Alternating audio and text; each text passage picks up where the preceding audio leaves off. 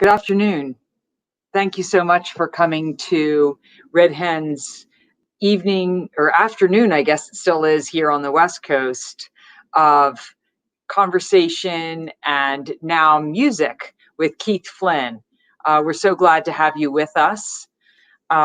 This is going to be a very interesting afternoon with Keith Flynn, and he has a group of musicians he's going to introduce us to. I'm very excited about this. I love musicians, and I love music, I love poetry, and I know this is going to be absolutely spectacular. This is Keith Flynn's book, The Skin of Meaning. When he sent this book to Red Hen, we were just very, very excited about it. I'll read you 3 lines from this book that really grabbed me in the very beginning. If it takes the lives of 12 bees to make a teaspoon of honey, why is it so absurd to believe that our bodies are composed entirely of light? I think anyone who's read my work knows that I'm kind of obsessed with both honey and bees and light.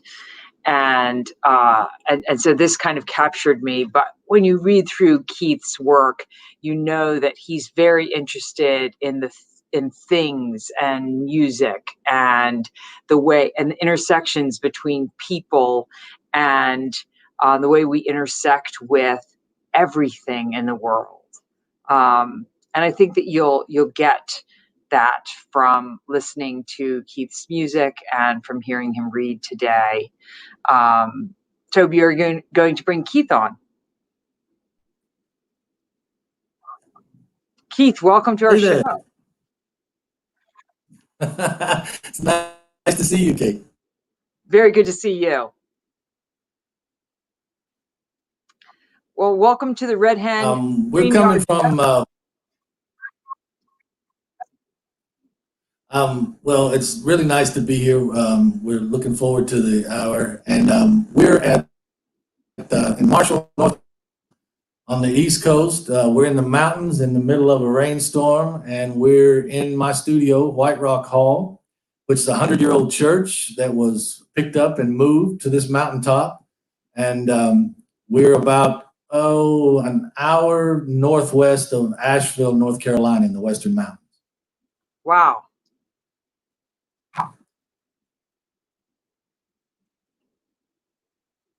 Well, I'm just trying to situate everybody geographically. That's fantastic. A long ways from Los Angeles. Well, we're excited to see what you're going to present here today. So take it away. Thank you so much. I'm going to start with a poem from The Skin of Meaning. This is a short little poem. It's called Prayer. And I think it's going to set up nicely the amount of music and poetry that you're going to hear today in this performance. Prayer. Red spruce trees that yield their wood for the violins, made in Cremona, Italy, grow in the same valley and have done so since the 1500s, including the Stradivarius tables and arms that produce the sweetest sounds known to man. 650 or so instruments worth millions, played by students in worship of a tone they cannot reproduce any other way. A single man stands fingering the strings and the dolomites among the reverent limbs of the lovely spruce. And he's making a song that the wood can recognize as the new violins are forming in the ageless, swaying trunks. We're going to do I'm going to do a song now into a poem of mine called The Mountains That Eat Men. And it's talking about the coal miners, the communities in Harlan, Kentucky that subsist entirely on their ability and willingness to go into the mines, battle black lung, and the tremendous amount of obstacles in their lifestyle. This is called You'll Never Leave Harlan Alive.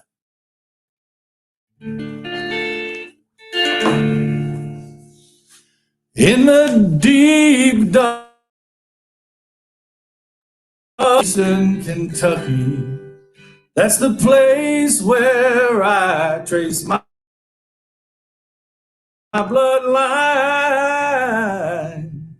And it's there that I read on a hillside gravestone, you'll never leave Harlan alive. Oh, my granddad's dad walked down Catarrh Mountain, and he asked till he helped them to be his bride.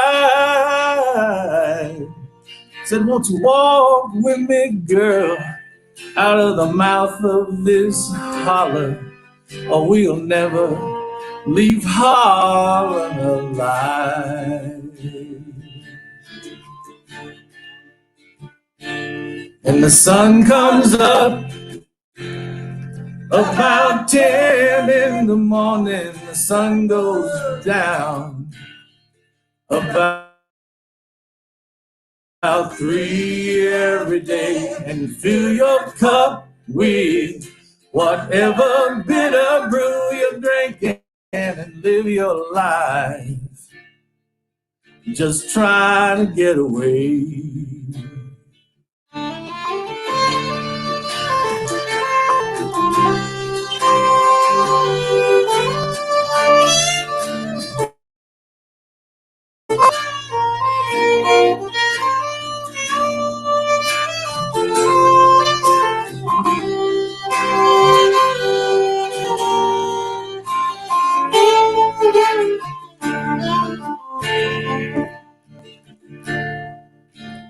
No one ever knew there was coal in the mountains till a man from the northeast Lord arrived.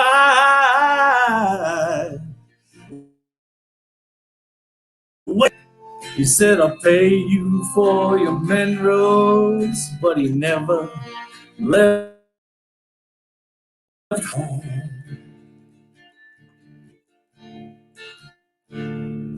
Granny sold out cheap, and they moved out west of Pineville to a farm where the Richland River winds. I bet they danced him a little jig. Lord, they laughed and sang a sweet new song. They never left Harlan alive.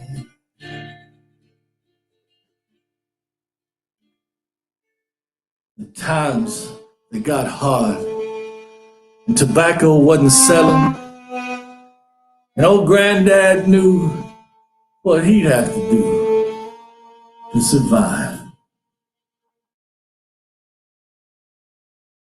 So he brought the money back home to Granny, but Harlan alive. Forced into a scene, the grace of the play is its animal pulse, and I thread my breath. The first edge of the world's ruin creeps into view, and the shallow, greedy water shimmering in our boot tracks reflects every moon-thin crack of light, or match strike to like a cigarette,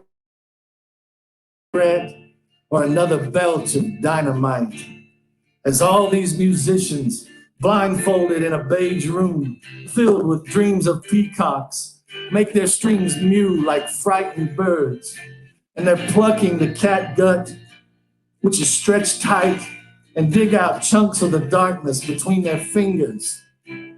Jimmy's broken back as the cable, like the spine of a book bent too far, and its fibers splitting as the smoke thickened and all the choirs in my body sang their false notes one against the other, like a sword thrust into a mirror of my blood's black symmetry, and the cracked vessels in my shipwrecked eyes, covered in streaks of lightning, lay down like stars on the windowsill of a darkening waterfall, and they slowly fell apart. I was swamped, and I was alone, and I was in a jagged, blind avalanche, and there was all these freshly baptized sounds and glyphs lifted from their pyramids for the insomniacs and the hidden frescoes, and everything fell because we were dueling at 20 paces with loaded gondolas of coal. And the sun comes up about 10 in the morning, the sun goes down. Every day, fill your cup with whatever bit of your life, Lord. Just try to get away.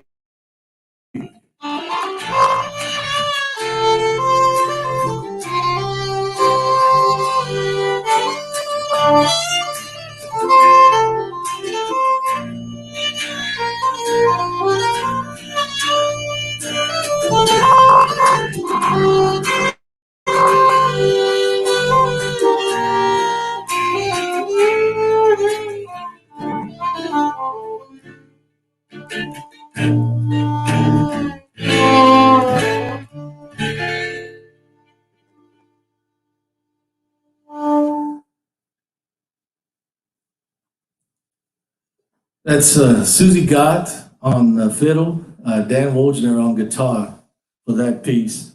I'm going to do another poem now. This is a piece. I had a dream, and I hate when authors say this ridiculous shit. I had a dream perfect. But I did have a dream that I saw Howlin' Wolf and Louis Armstrong on a stage together. And I can't imagine that it actually happened, but I checked on YouTube, and of course, if it's not on YouTube, it doesn't exist. There's no film of such a interaction ever happening. But this poem is called Louis and the Wolf. I'm going to do this, and the musicians will come back in and join me on the rest of the hour. I'm going to start this out with a little Howlin' Wolf blues to get us into it.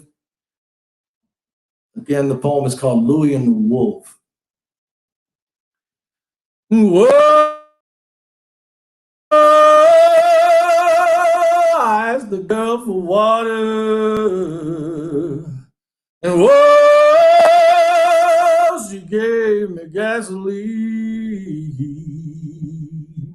And whoa, I asked the girl for water, and whoa,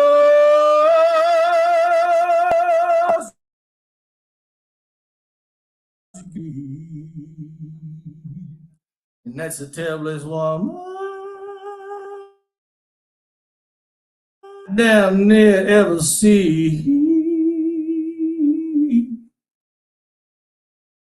I have come to wonder if Louis Armstrong and the wolf ever met.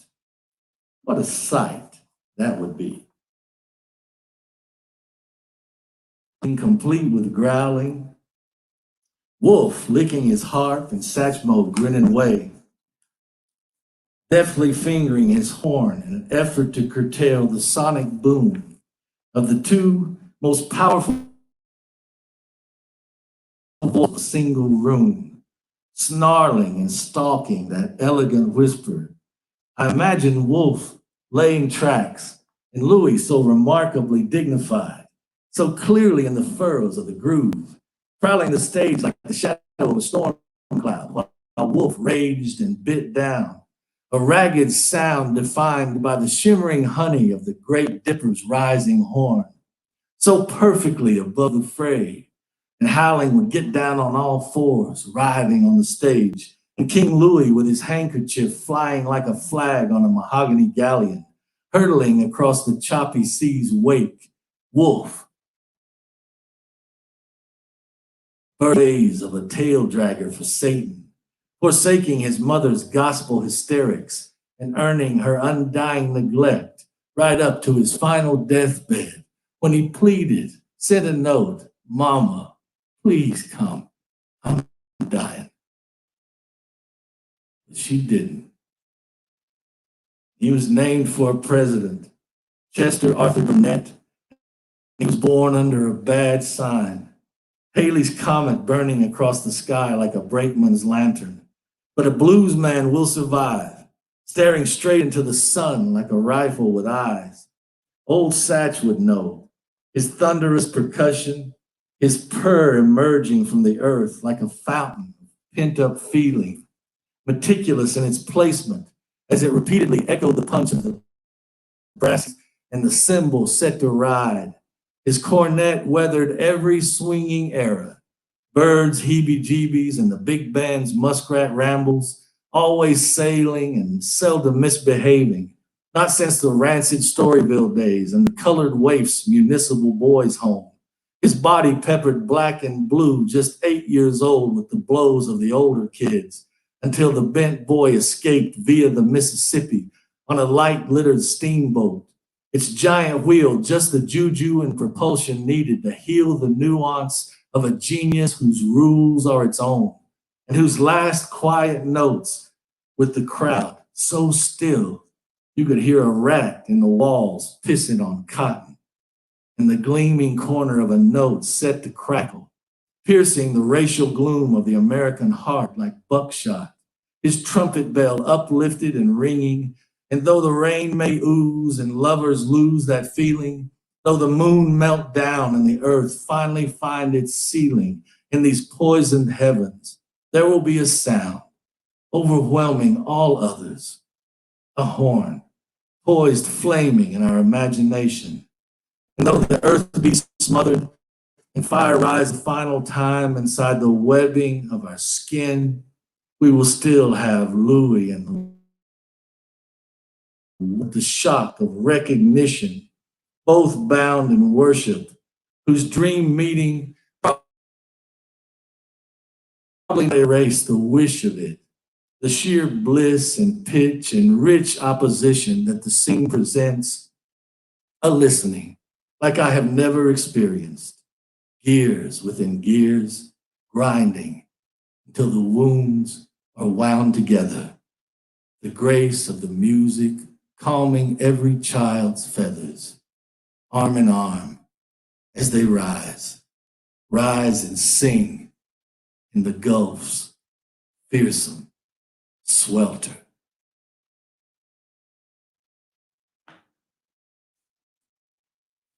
I'm going to do an old Son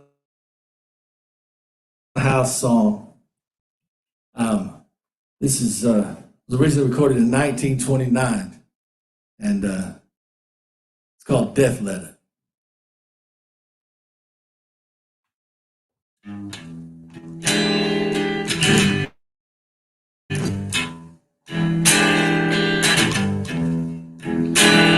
Got a letter, the second it read, it said the girl you love is dead. Got a letter this morning, how do you reckon it read? It said, hurry, hurry, boy, girl you love is dead. Ooh, grabbed up my suitcase, I took out down the road. Lord, but when I got there, she was laying on a cooling board. I went down the road. Lord, but when I got there, she was laying on a cooling board. Oh, it looked like 10,000 bearing ground. I didn't know I loved my girl. They began to let her down. I said, 10,000 people standing round now. Amen. and began to let my sweet girl down. I didn't know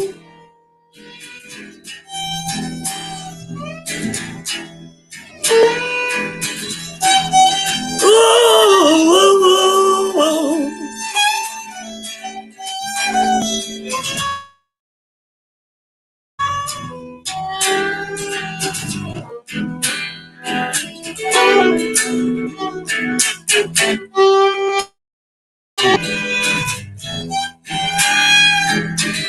Woke up this morning at the break of day, and I was hugging the pillows where my baby used to lay. I said, woke up this morning, ooh, break of day, yeah.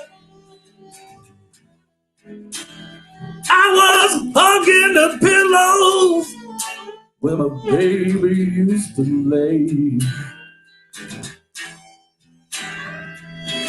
I didn't feel so bad. Good Lord, it slung me down. Now I ain't got a soul to cry.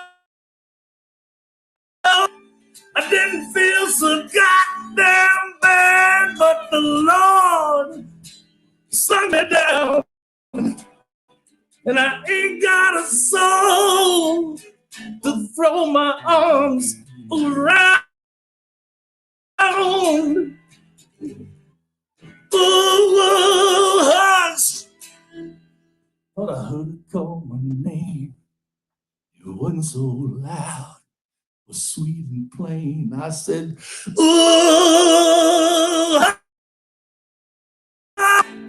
call out my name. Ooh, it wasn't so loud, it was soft and sweet and plain. Oh, I didn't know I loved her so. I didn't know. I didn't know. I love my baby girl. Oh, one more time around. Here we go. I send my soul. Oh, my soul. I didn't know.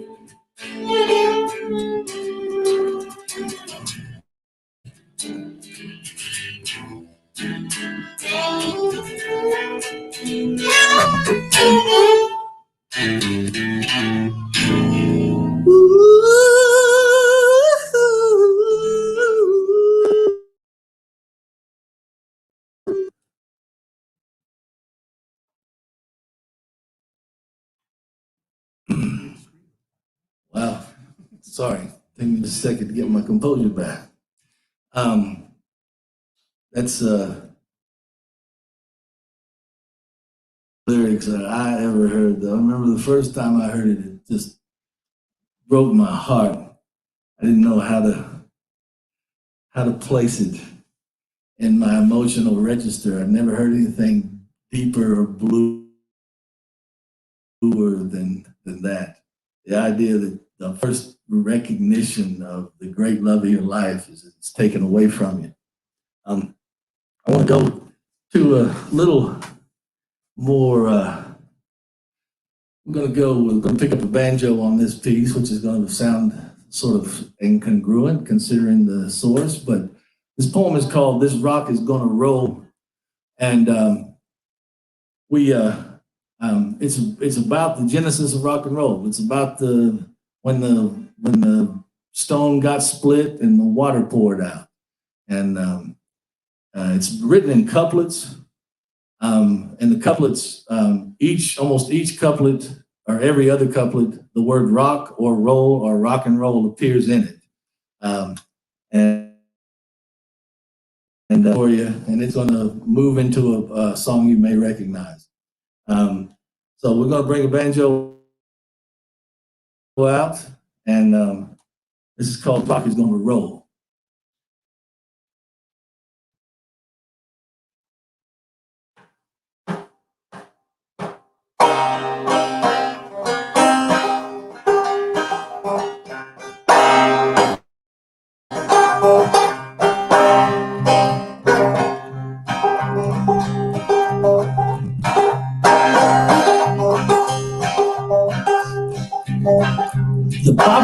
boxers that swooned at the Copa turned absolutely feral at the sight of Elvis.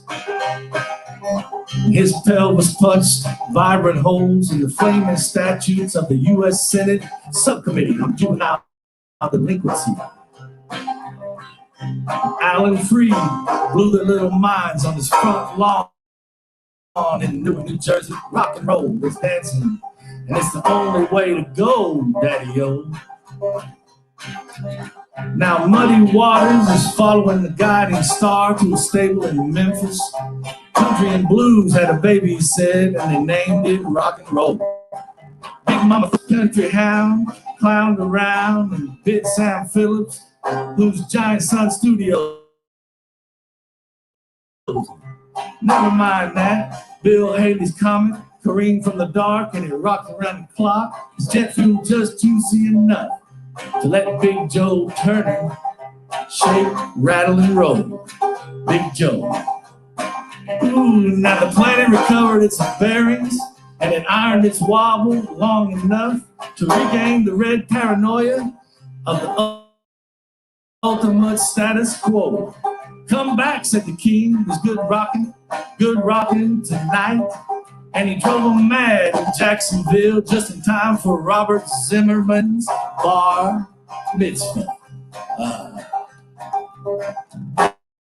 Rock with me, honey, Etta James World. Rock with me, honey, all this fine jockey juke. Rock with me, honey, juke wax and Paul, all the good wise kids and their abominable noises and the Aborigine mating dances in Alabama.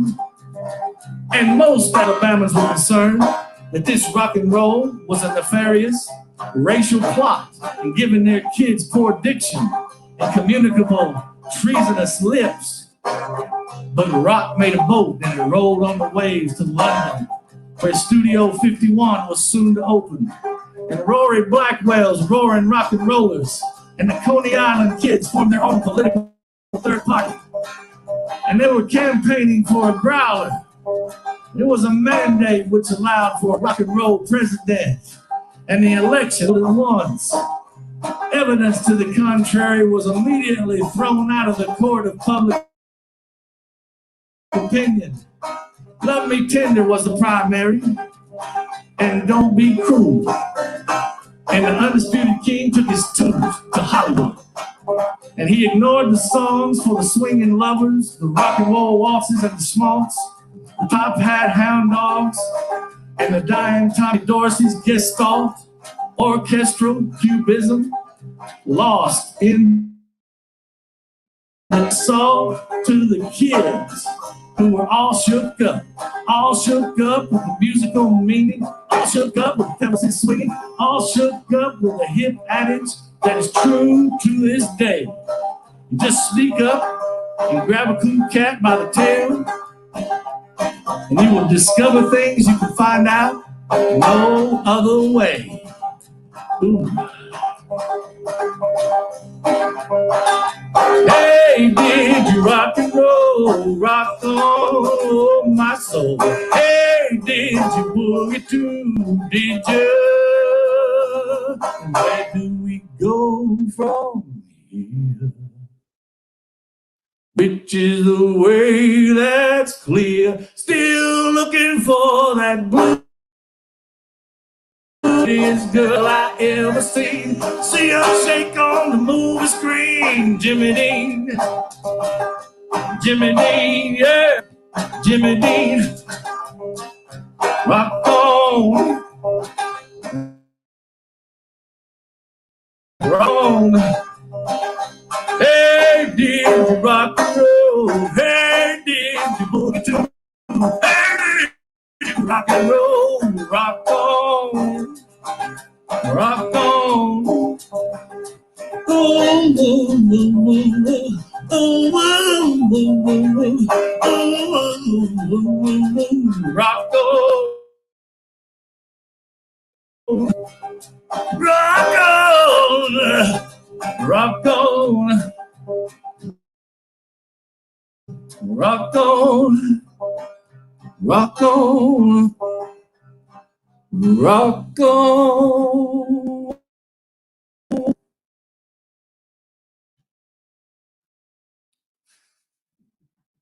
All right. Next thing we're gonna do is we're gonna work out a Nina Simone, I believe. Nina had this poem is composed when I was in college. There was a poet named A.I., and she changed the way we thought of the first person in poetry. She wrote completely in dramatic monologues and took as her subject matter sort of the idea of Robert Browning's work. And she reconfigured history in a manner that allowed her to use the first person and address the world through the mouths of historical figures. J. Edgar Hoover or Bobby Kennedy or even a cockfighting white guy. And she was able to sort of channel those voices. And it gave me, sometimes I felt like it gave me license to try things I might not have tried any other way. There was a poem from Picasso that took me a long time to figure out. And once I figured out that I could speak for Picasso in first person, then I tried to do that. I've done the same thing using some of the letters from Nina Simone. And this poem is called Look for Me, Liberia. It's taken, some of the lines are mine, some are taken from her letters. I'm going to sing another Son House song to lead us into the, join me after that. This song that I'm going to sing is also a Son House piece that was originally recorded in the 20s. And it talks about, well, I'll just sing it. You can see what it's talking about. Don't you mind people grinning in your face? Don't you mind in your face? Just a bear is in mind. A good friend is hard to find. So don't you mind people grinning in your face. You know that people forsake you, your brothers and your sisters too. And Lord, when you're in doubt, oh, they're gonna, but don't you mind people grinning in your face. Don't you mind people grinning in your face. And just a bear who isn't mine, a good friend is hard to find. So don't you mind people grinning in your face.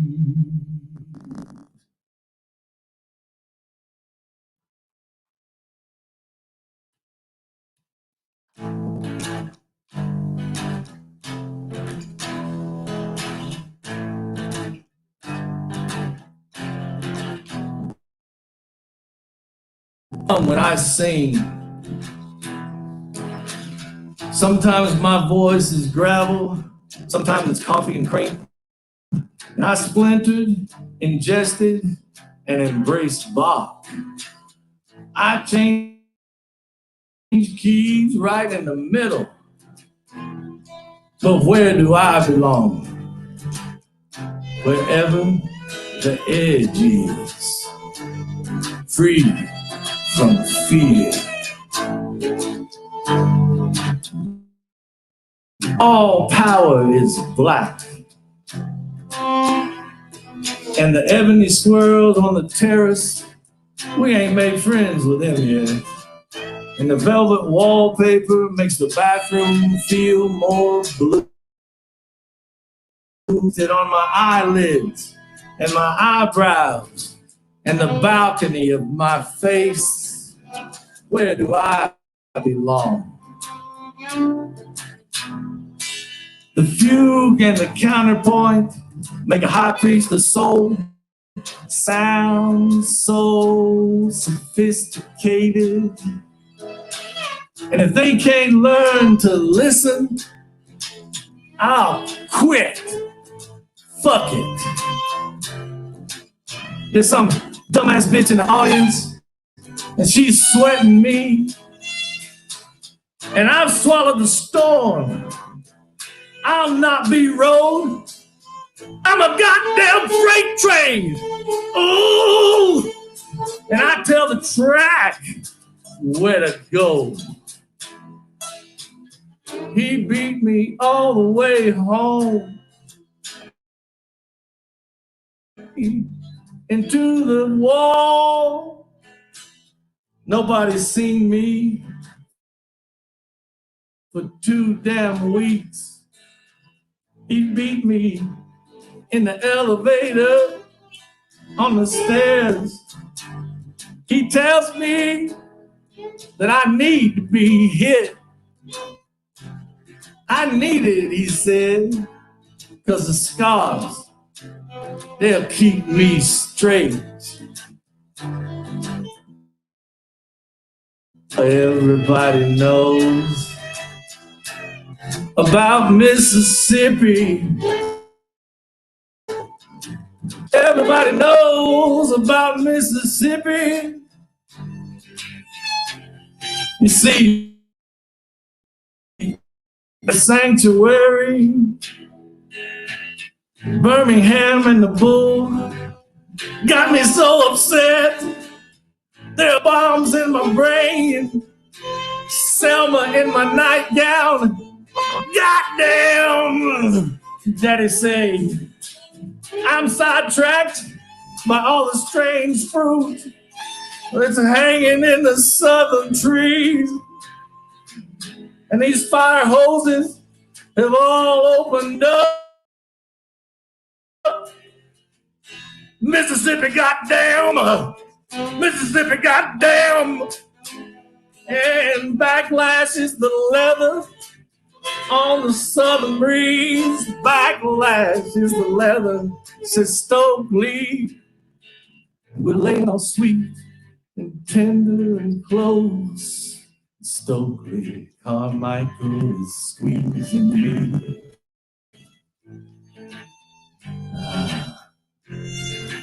Where do I belong?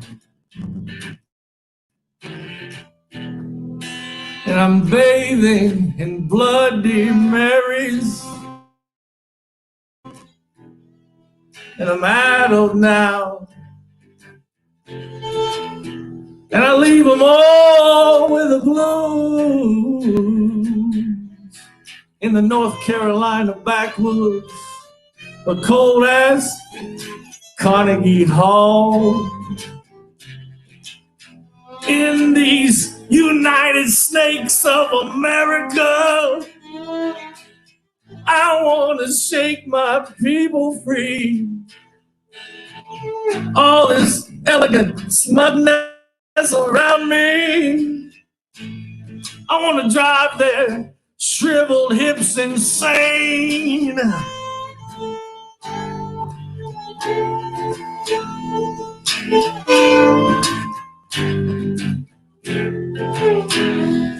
And there's 18,000 students at the University of Massachusetts, and 300 of them are painted black. And I quit singing for anybody else. I wanna see them burn. Wow. I wanna see them burn. I wanna sing a dagger into the sick center of the console the United States of America. I want to cut the twisted tail off the world's largest hog. I want to sing a dagger. I want to sing a dagger. And they don't know I'm already ghost. They don't know I'm already a ghost. And I'm descended from wailing. I'm descended from songs and cotton fields. I'm descended from backbone howls. I'm descended from backbone howls. Already a ghost. Where do I belong? Where do I belong? Wherever free from fear, free from fear, free, so free.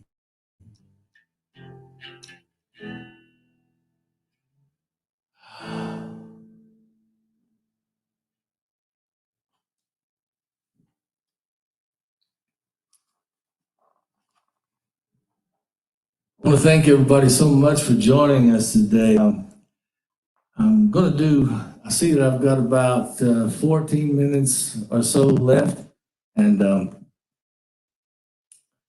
I think I'm going to do one more poem.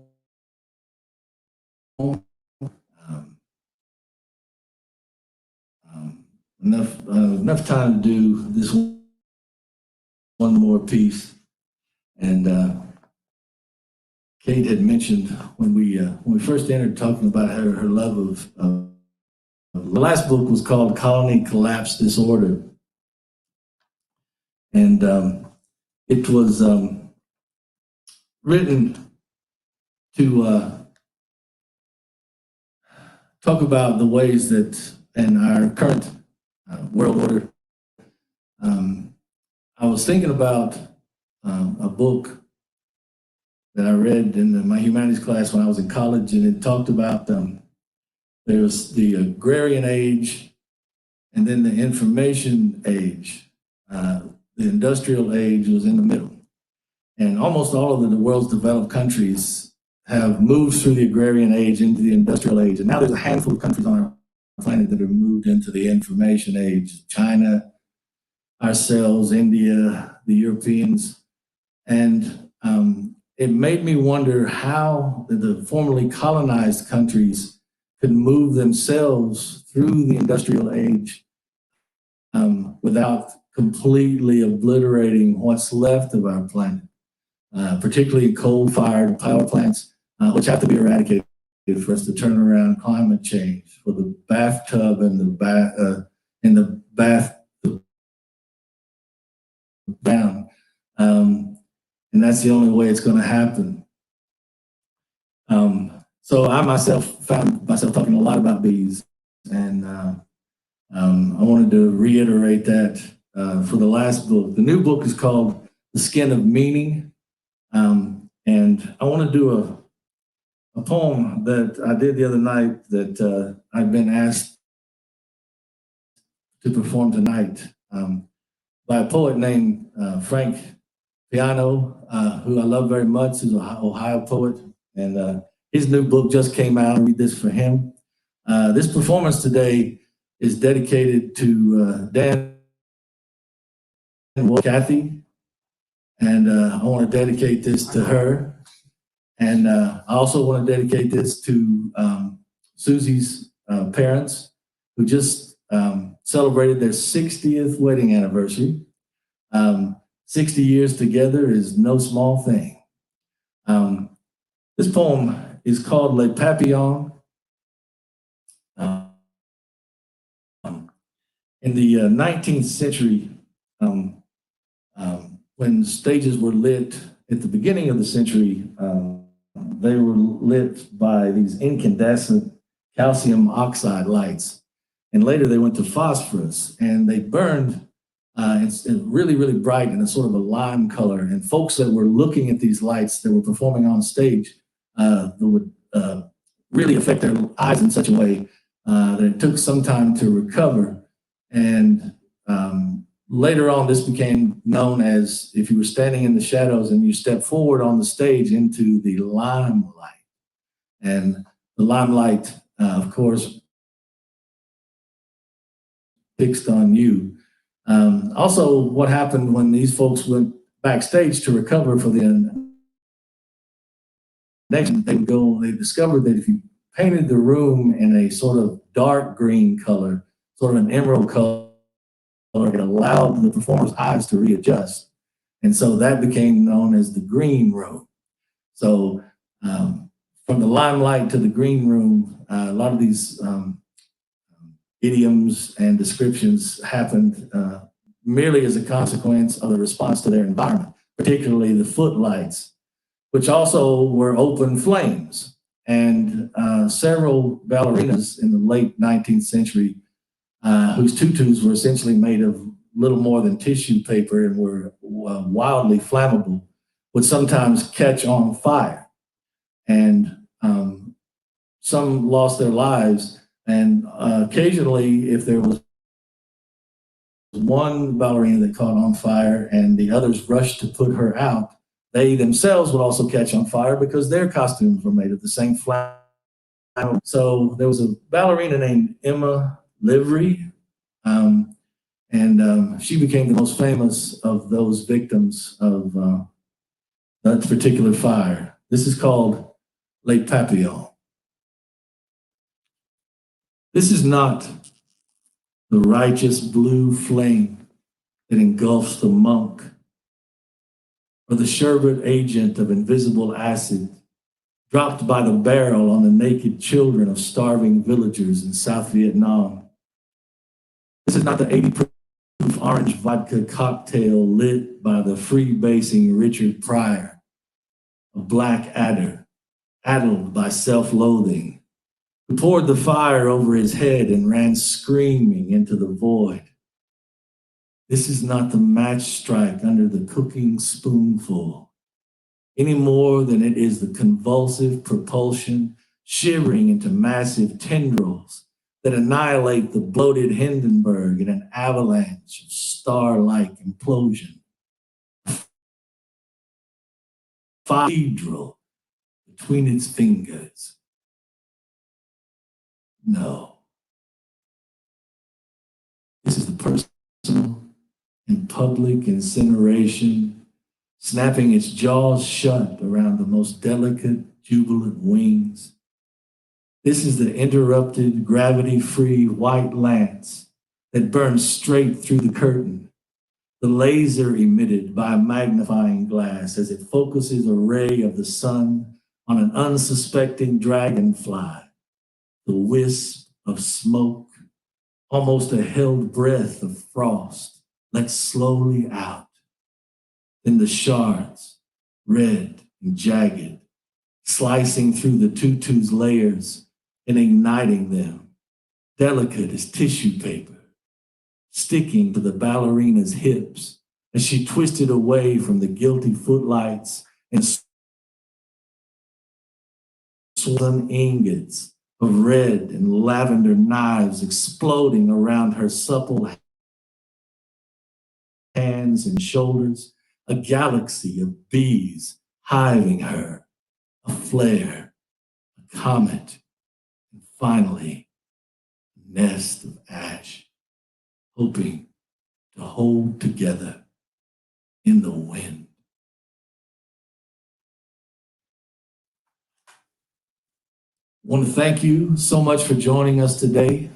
Again, we're sitting in White Rock Hall. I also produce a show here. Dan is my partner in the studio. You see playing guitar today. We do a show that's called Live at White Rock Hall. You can go to find.com. There's lots of performances there and interviews with folks from Quincy Troop to Minton Sparks to Bill Root. There's performances from the Beloved Benefit with Patricia Smith and Ron Rash and I'd love for you to go there and subscribe. Also, I want to invite you one last time to go and pick up a copy of The Skin of Meaning, which is my new book. It's at the Red Hen Press publishing site. And we want to thank you so much for joining us today. We had a blast bringing this to you. And go when you can. Check out the Red Hen Press site. Check out the other books that are for offer there. And please, please, please stay sane as we're all quarantined and we're trying to get through this pandemic.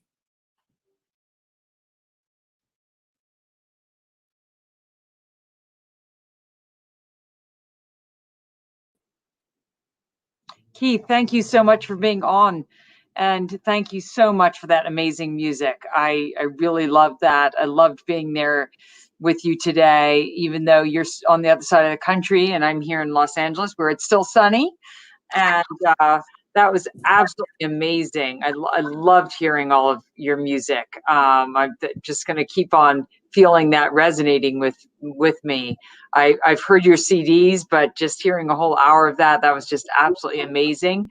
And we will keep promoting that on our social media. That was amazing. Thank you so much, Keith. And thank you for your amazing book. Thank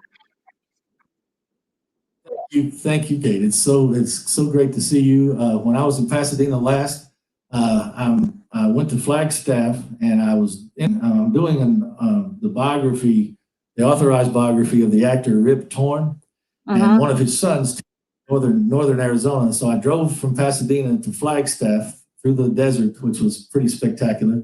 But when I left Pasadena, it was about 94 degrees. When I got to Flagstaff, it was 22 degrees. So just that little bit of space was just completely startling to me. It felt like traveling to another planet. This weekend, we're supposed to get down to 30s, and you guys are supposed to be in the mid-90s this weekend. So, stay cool out there. We will. Thank you. And stay safe and keep making wonderful music. Thank you so much. Have a great evening. Thank you so much. Okay, thank you so much.